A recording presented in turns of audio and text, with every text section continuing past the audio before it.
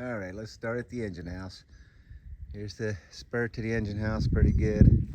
Till about here, water was coming down off the hill, and pretty much that's my pile of junk, but it's all covered with silt now.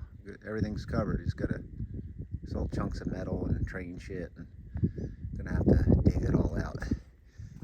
Undermined here pretty good. So here's Raven Junction.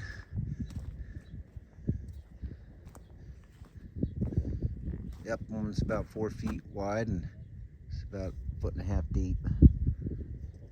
And switch is good here. All undermined here. There's 2 little underminings right there. 3, 4. Look at all the silt. Silt's just all in the track now. Road bed going away and full of muck.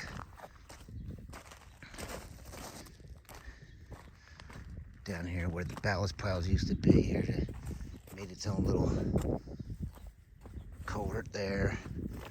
And of course I already know where the water flows. I've been here 2 years.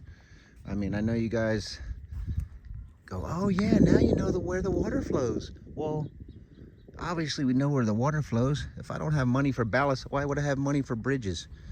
Anyway, you put the thing in and you see what happens. You think the railroad doesn't wash out? Pretty sure they do too. Anyway, it's a labor of love. You're gonna be doing this the rest of your life. I mean, I get 24 tons of rock every time I get rock. So, I mean, if you gotta rebuild it, you gotta rebuild it. So there's some muck in the track, who cares? You know, I'm having fun out here. But look at this is my good track. You can see the road bed still in place. Track's fine through here. But we have rivers on both sides. And you can see some of the plot, you know, the mud got up over the rail. But yeah, it's just an ongoing maintenance thing without weather. But Tehachapi is the land of 4 seasons. We can have all 4 seasons in one day. And get 40 to 60 degree temperature changes every day. You know, it could be 30 overnight, it could be 100 during the day. This is all muck down in here. Track's good, but the rivers were definitely flowing on both sides here.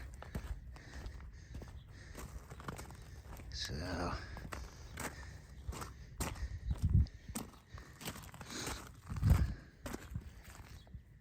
yeah, now you know where the water flows. No, now you know where you need to build a culvert or a bridge. Get your ass out here and start working. Look at this, just silt in everything. Here's the switch points. I mean, you're not gonna throw that sucker for a while until you clean that thing out. And you know, it's just running by here. I mean, I had a little bit of sub road bed below the rail, below the ties, just to keep the ties out of the mud. But they're all in the mud now. I mean, the rehabilitation, you just pretty much got to just bring a ton of fucking ballast in here and redo this damn thing. I don't mean to cuss, but you probably would too if this was your track. Anyway, this is where the Quail Valley Depot is. This is a new Quail Creek. It's gonna be called over here. This is actually the only place that knocked the track out of alignment. You can see it bent out right there a little bit. I dug a big trench there, it was flowing under. But last night after I went to bed, it must have got worse because this stuff all filled in. The water tank was sitting on rock too. There's Ollie, buddy. But look at the riffraff and the bent rail. And then, you know, like I said, it must have got worse last night after I went to bed, because last I checked, this bridge was flowing fine. And then I come out this morning and it's a little more than just the bridge was flowing. It took all this out, a whole nother bridge length. Look, there's Ollie in it. You know, so This happened last night after 9 o'clock after I laid down. It only rained till 11. So it must have just been going more and more. And I kept hearing these boulders going by the back door. And there's these boulders that got washed down here. And here's looking up my yard, and this gouge wasn't here. None of this canyon was here. Look at these ties in here.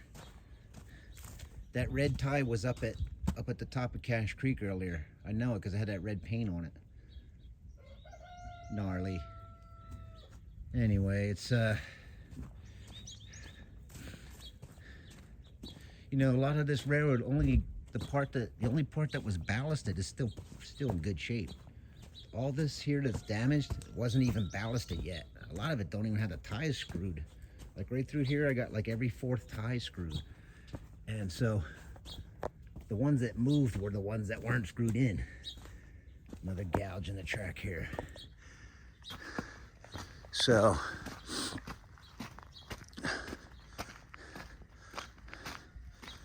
yeah, the part that really suffered the damage didn't have ballast anyway. It needs to get reballasted anyway. So anyway, here's Cache Creek. This thing, I built this so there wouldn't be a big berm of dirt going past my front window of my house. I wanted to see the train out on the bridge. But the whole yard drained down in here. It was draining under all these bents. It was flowing under here, let alone the main Cache Creek right here. At Cache Creek, I mean, it was flowing the most ever last night. And it just gouged it all the way down to solid rock. There's these rock faces that are exposed now that never were. And Cache Creek literally just put this big gouge right in my front yard that, like, it was never there. So, Cache Creek Bridge is good.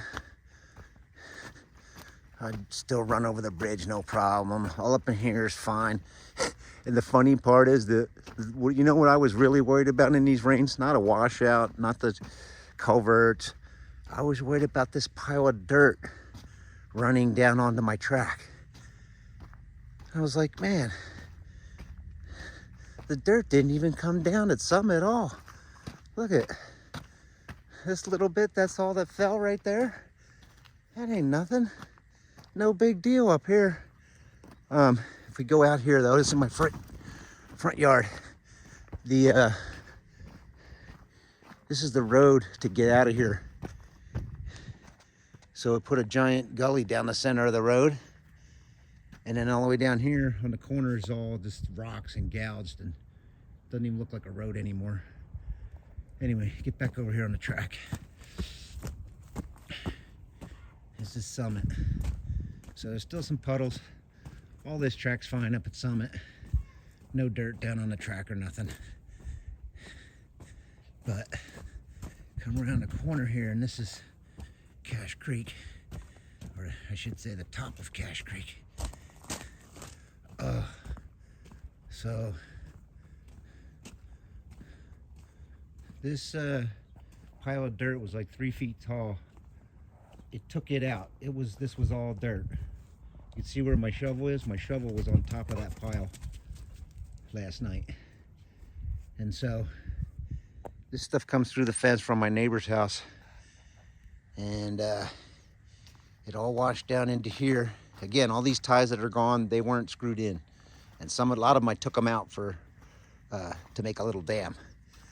But here's some riffraff in a caboose.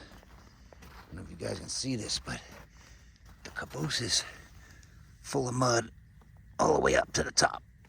Look at, all the way up to the windows. There's a seat in there, but look at the riffraff coming out the windows here. Yeah, it's just, the caboose is packed with dirt. Take a look in the other window. Yeah, so, yeah, that's gonna need some work to get the mud out of the caboose. So, right here, all undermined big time. Look at this. Oh yeah, this got pushed out a little bit. That's a little out of alignment now.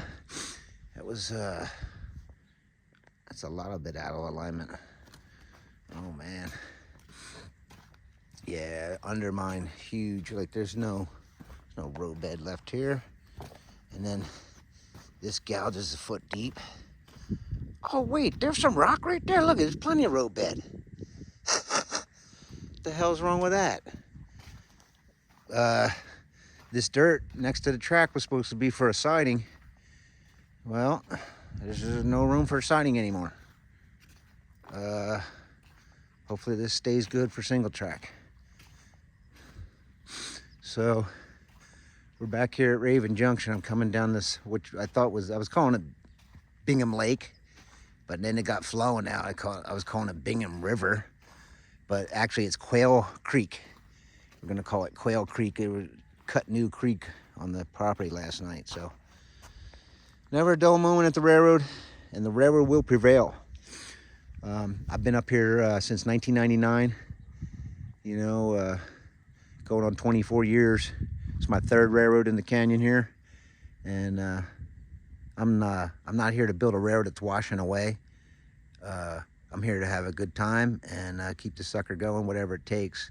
And you know, if it takes a full rehabilitation, it takes a full rehabilitation. I actually dig on this. It's pretty cool. It's a real railroad, and walking around in your real railroad, and you know, walking around in your real model railroad is pretty fun, you guys. Regardless of what happened, whether it washed out here or washed out there, don't be sad.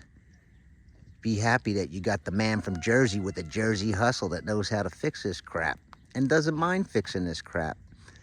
And I don't want no work sessions with a bunch of guys blabbing their mouth with a bunch of rules and a bunch of this and a bunch of nonsense. Need to get stuff done. I do it on my own, and I have a great time doing it. And thanks for listening.